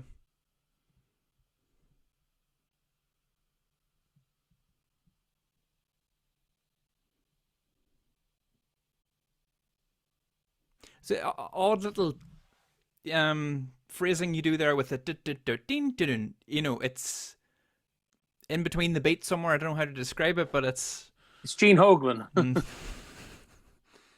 This is the riff from This is Total the Fucking Darkness, Darkness, total fucking darkness riff.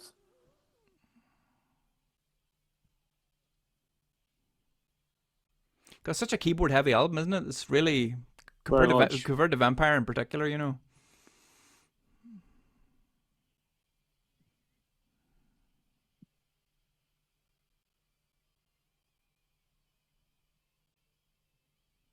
It's a proper rock star solo, that, you know. Would Stuart have kept any of the leads that was Paul the lead player? Paul Allender, I should say, was he the lead player when he was in the band? We didn't really have a lead guitarist. If you listen throughout the back catalogue, there's probably only about 3 guitar solos on all the records. There's not a pile. We just felt the music didn't really need it, you know. Plus, it helps them stand out whenever they do come up. Yeah, like Nocturnal Supremacy, the guitar solo is fucking brilliant, you know. This is pure out the gates.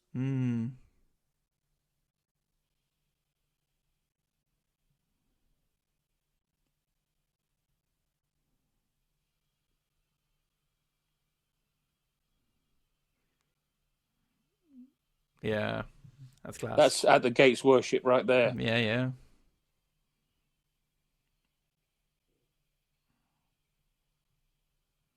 God, it brings back so many memories. Fucking hell. This transition here is lovely. Beautiful. Again, though, the drums sound backwards. Fuck. I wonder, could somebody go in and, you know, they get that Moises app that can separate the tracks, you know? I tried using that Moises app, and I got the premium package, but it's shit. Because when you start taking things out, like for instance, if I took the vocals out, you can hear like there's some like frequency difference, it's no. I've noticed that they haven't quite figured it all the way out yet. Yeah. It's really good at some stuff. The way I actually isolated Robin's bass for this album, and it came out like crystal clear, you know. But then I suppose that's how bass frequencies work, you know. Yeah. Again, with the backward snare, it's like, fuck, this is supposed to be Slayer. Yeah.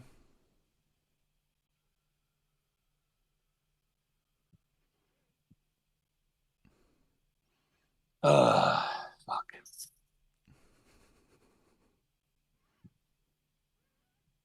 You're doomed to be haunted by that. Yeah.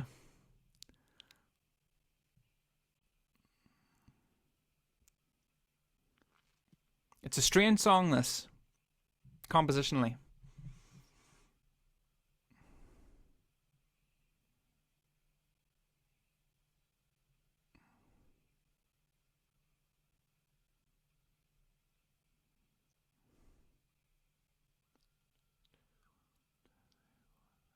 So I was counting this earlier.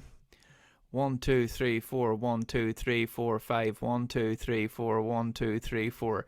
What's with the extra fucking measure there? Right, I'll tell you now. Like numbers, you fucking lose me. Really? Yeah. I play by feel. See, that's so interesting because the first time that I figured out how to try and play this, I just had to kind of like follow the guitar. But it was only today for the first time I thought, why does that sound so strange? And it's because there's an extra beat there. Yeah, you know? I don't know. I mean, yeah, I've done drum interviews before, and they're like, "Oh, the polyrhythmic, syncopated." What? It's fascinating to be able to do that stuff and not, speak the language. I can't really. Yeah, I mean, see, you can tell me all the technical shit as much as you like, and I'm fucking lost. But play it for me, and I'll be able to copy it. No problem. This is something that's been lost in later Cradle of Filth records: is drums, bass, and keys without guitar. you know. And then whenever the guitar comes in, it means something. But it was all over your records. Yeah, And for a I love couple this of part. yeah, it's really nice. Like Again, with the backwards blast. you should tell people you did it on purpose, Nick. It's the only way. It's the only way to win. No, because drummers know that, well, most of them do anyway. Yeah. It's not how it's not how it was intended. So in a way, I do feel cheated a little bit, Yeah. even though the songs are really good. For me, the mix is off. His vocals are too loud. Sometimes the keyboards are so washy they drown the guitars. Mm-hmm. And that fucking backward snare thing. The blast on the bell is very nice. Thank you.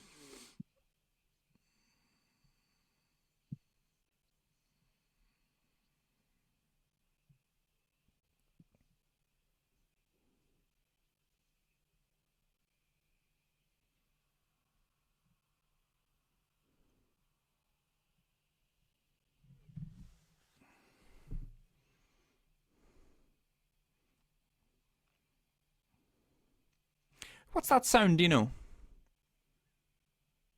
I haven't got a clue, mate. It sounds like fucking animals. Not fucking animals, just animals.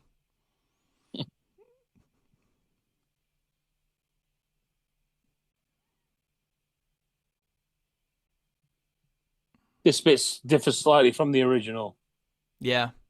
with the guitars. See, with a section like that, Nick, where you're playing bars with a fill at the end, and there's 4 stretches of that with, like, say, 4 different fills, would you have had a conscious decision to not play the same fill twice? I just go with the music, Yeah. If like, what does the riff need? You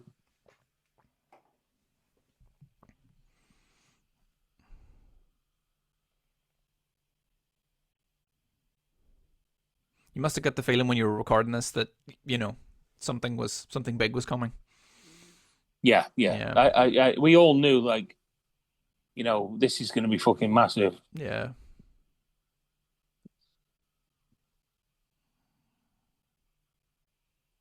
I mean, the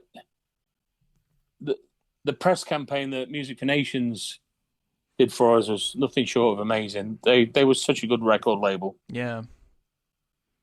And it just fucking overnight, Paul, it was just going, shh. Was there a time where you started to, see the money? In terms of, like, not really. No, not really. Yeah. I mean, we got Music for Nations when we signed the contracts at the office. They cut a check for £1,000 each for us. Okay. Which was fucking beautiful, And plus, we got all new equipment, like I said. But yeah, that like we were playing to bigger crowds all the time. It's getting bigger and bigger. You could see it. Yeah. But like somebody was getting the money. We fucking weren't. Mm-hmm. The 5 of us. Yeah. Then it wasn't until Cradle when it really blew up. I'm like, something's wrong. Yeah. I think we talked about this last time, but were you around when Kronos recorded this? Yes. Yeah. And this was recorded for the original session, wasn't it? Yeah, we took him out and got fucking hammered. As it should be. And he was telling us all the crazy Venom stories, like the combat tour with Slayer and Exodus. And how, if you look at the interview on the Ultimate Revenge, Tom Arai's got a black eye. That's from Kronos. That's right, yeah. It was because he pissed on his mixing desk or something. Yeah. He was all hammered watching Venom and had a piss from the balcony and fucking blew the desk. Yeah. I think those last 3 chords of Haunted Shores, I think it might be the best fucking ending to an album ever. It's so I can't even put in, it just makes me feel something, It's I love the song, but the production and the mix don't really do it for me. I mean, because it's my art, if you like. Yeah, of course. And I know how I hear it different to everybody else. Yeah. I mean, everybody in the band you all hear it totally different to like the public. Mm-hmm. And the fucking mix just doesn't sit right for me. Like on this entire album. Have you ever heard any other, fan remix projects or anything like that for this one? No, I'd like to. Yeah, it would be interesting.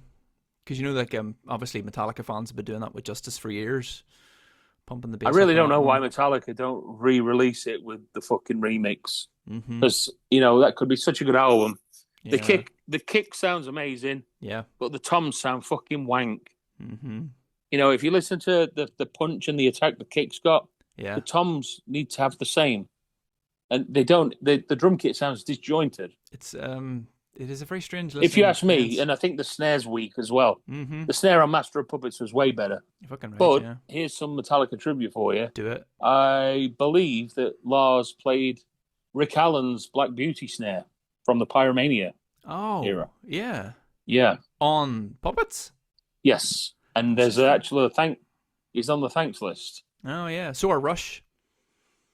Yes, because you yeah. know why? Geddy Lee was supposed to fucking produce their album. Fucking hell.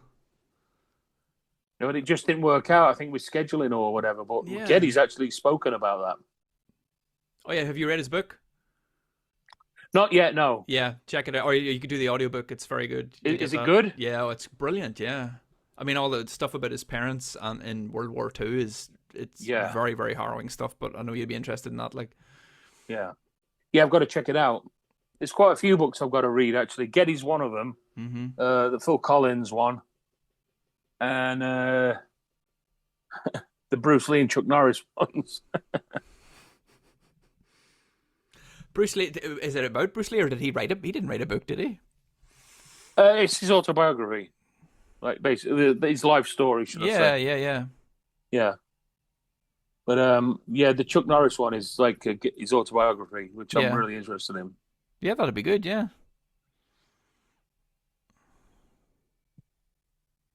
Very abrupt ending to that, isn't there? Yeah.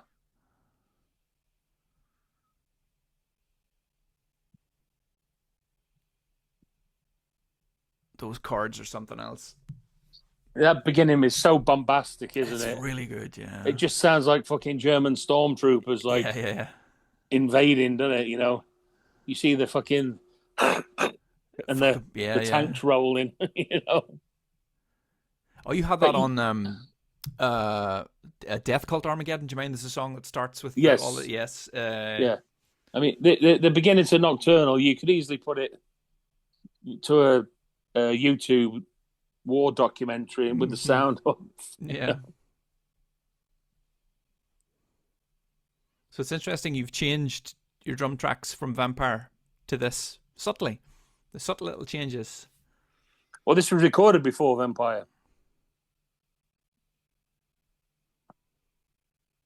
Fucking hell, it was. Yeah, this was recorded in 94. It's so easy to get mixed up, yeah. I know, So this wasn't recorded as part of the MFN sessions? Your drum tracks for this were part of the originals? Yeah. Hi. We encountered some technical issues with the Zoom or the internet, or who knows. So the actual commentary drops out for about 1 minute and 9 seconds here. The reason that I have kept it in the video and that I am now recording this to explain ourselves, is because if I cut it out, then it will ruin the synchronization of the stream. And the reason that that's a factor is if this gets pulled for copyright reasons, then I'm going to have to pull the actual album audio out of the video that you're currently watching and have been watching for the last hour or so, in which case this will be redundant anyway. But the only way then that the commentary track will actually work is if we all sync up at the start of the album and then listen to it straight the way through. So, yep, this is just me filling some time with Simpsons classic comedy technical difficulties screen. I've got about 9 seconds here before me and Nick start talking again. So yeah, how are things? How are you? Now, so you did a little thing on the snare there.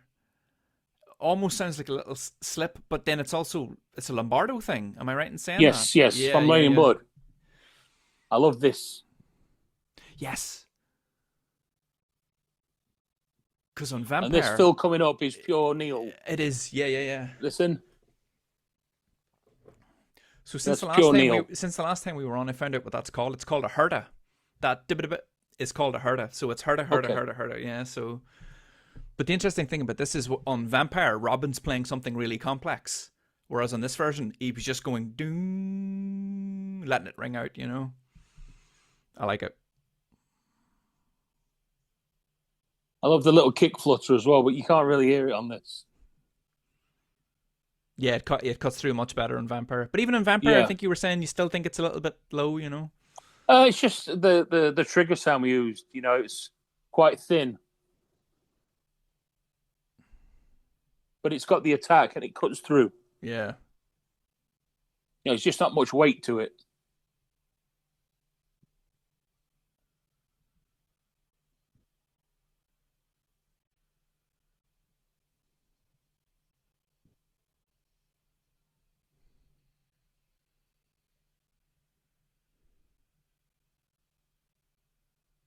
Again, Hoagland, that's pure individual thought pattern. Yeah. It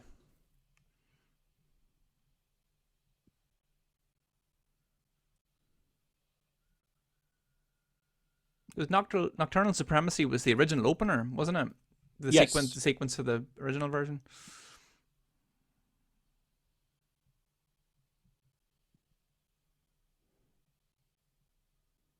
It's been a while since I've heard this. Well, the last time we spoke. But... Yeah.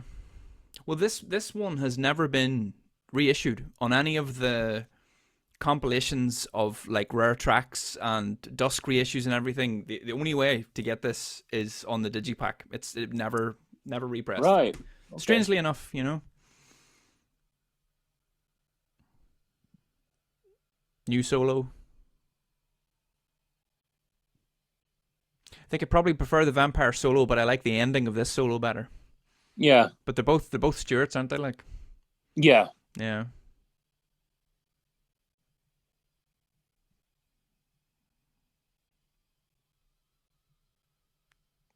That's amazing. I also think the Vampire version sounds nastier because it doesn't have the keyboards here. It's just that riff, you know.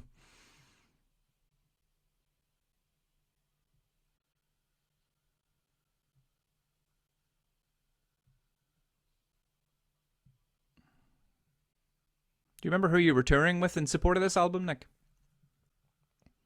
Yes, it was Opeth. Oh, I've seen those photographs actually. Yeah, it was Opeth. They were main support. We shared a bus with them for like 4 weeks. Yeah, you get on all right with them? Oh, they were amazing. Michael's a fucking awesome guy. So who would have in that stage? It would have been Michael and Peter. Yes, Peter and Lindgren, the Brazilian drummer. I can't remember his fucking name. Oh, Martin Mendes. He's not Brazilian. He's no. It's the previous guy, isn't it? I can't remember. Yeah, he's lovely, but he had a bit of a stammer. Oh, right, okay, yeah. So yeah, but he was awesome. They all were. We got on so well with them. It would have been touring Morning Rays, I suppose. I think at that stage. Yes. Yeah. It's funny because, you know, they had like 40 minutes and they played like 4 songs. Yeah. Yeah, like Black Rose Immortal's 24 minutes long, I think. So yeah.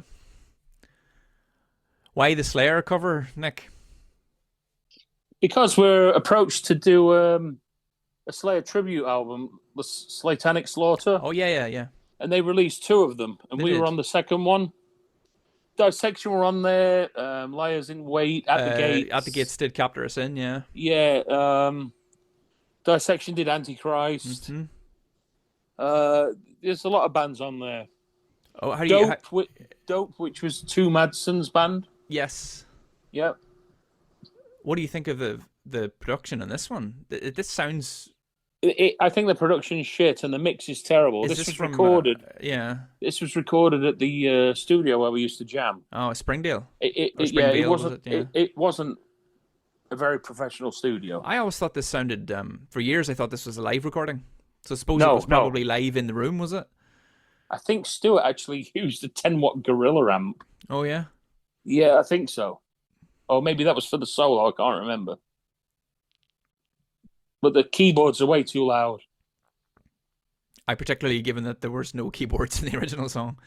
Yeah, but I mean, we had to make it our own. Yeah, You yeah. know, but I think the keyboard should have sat just underneath the riff, so you get the fucking Hanneman worship. Yes. It's And that interesting. bit, Yeah. you know, it's like, Yeah, it's just taken over. You seem and there's much Kerry more. King, Kerry King thought it was a fucking pile of wank. I'm sure he told you that too. You know. No, I read it. Oh, okay. I mean, That would have been nice though. if I did say it to my face, I'd just say one thing. Mm. You know, diabolical fucking music. You new metal wanker.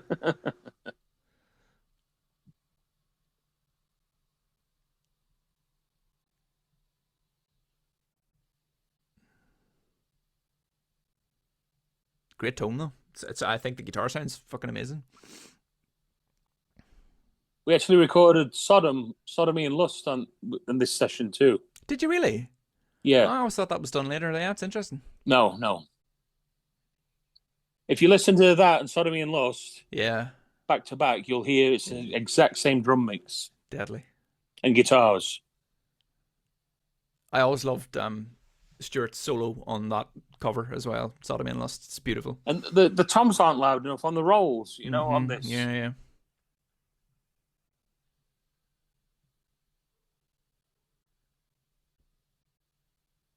I mean, the original's still one of my all-time favorites. What about the Decade of Aggression version? I love it. One of the best opening, maybe the best opening to a live album ever. I think. Yeah, I think it's one of that Live Undead, Live After Death, fucking Unleashed in the East. Yeah. The Rush one, Exit Stage Left. Yeah.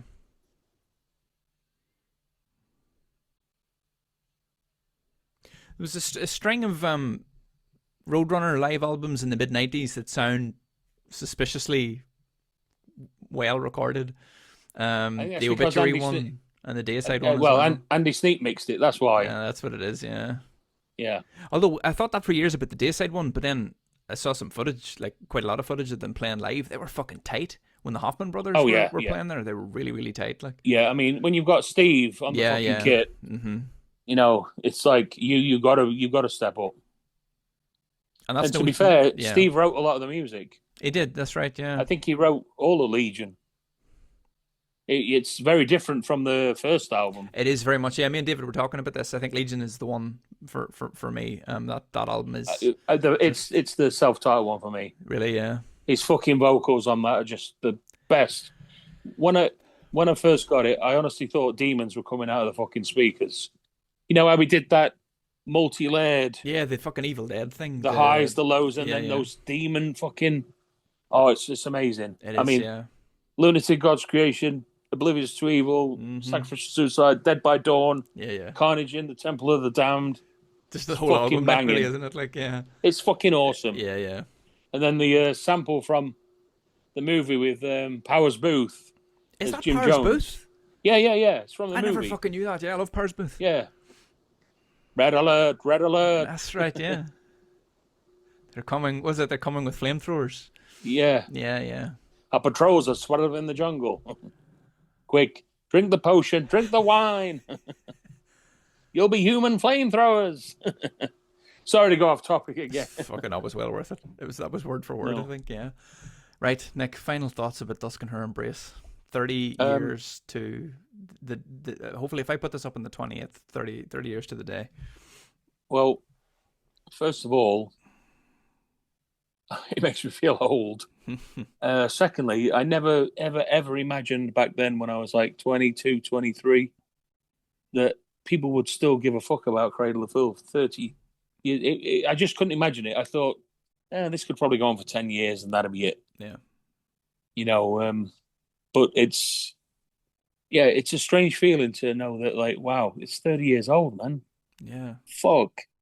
And then, you know, like, that people still listen to it and talk about the band, obviously, and listen to the songs. It really does bring back a lot of happy memories. Yeah. You know, I mean, it was they were good times. I mean, we were still friends then. Yeah. Money and management didn't. The money thing wasn't an issue then because we didn't have any. And it was good times. I really miss Stuart. Yeah. And remembering Depp Studios, which is sadly no longer there. You'd walk in and there's all the fucking UB40 gold discs on the wall and like the platinum discs and and like just seeing all of them cars in the car park. Yeah.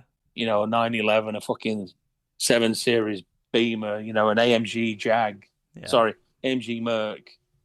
And there was a fucking Jag XJ whatever there too.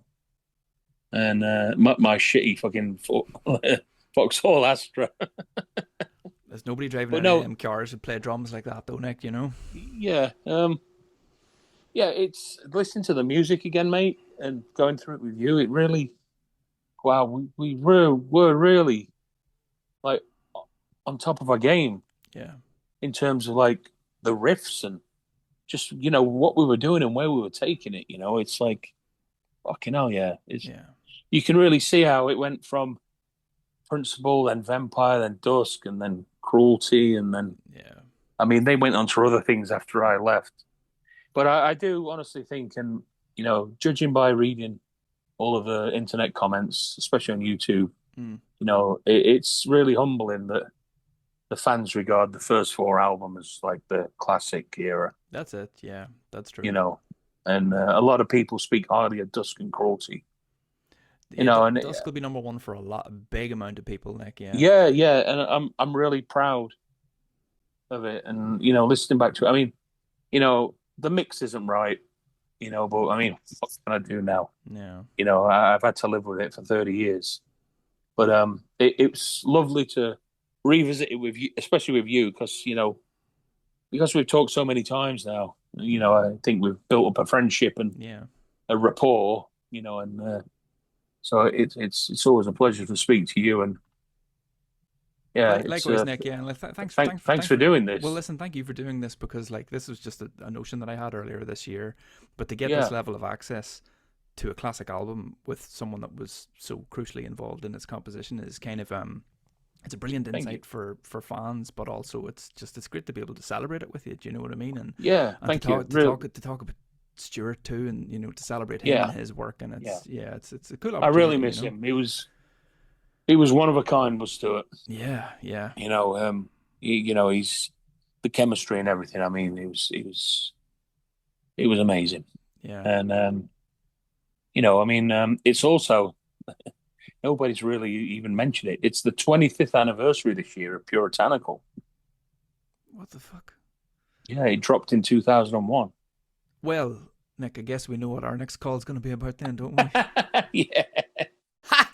Now you have to subscribe. The good thing is I've put a link on screen to make that easy for you. Similarly, there's some other videos here in the channel that you might want to check out. Those are also linked on screen. And lastly, if you want to support the channel, I want to let you buy me a coffee. The link's right over there.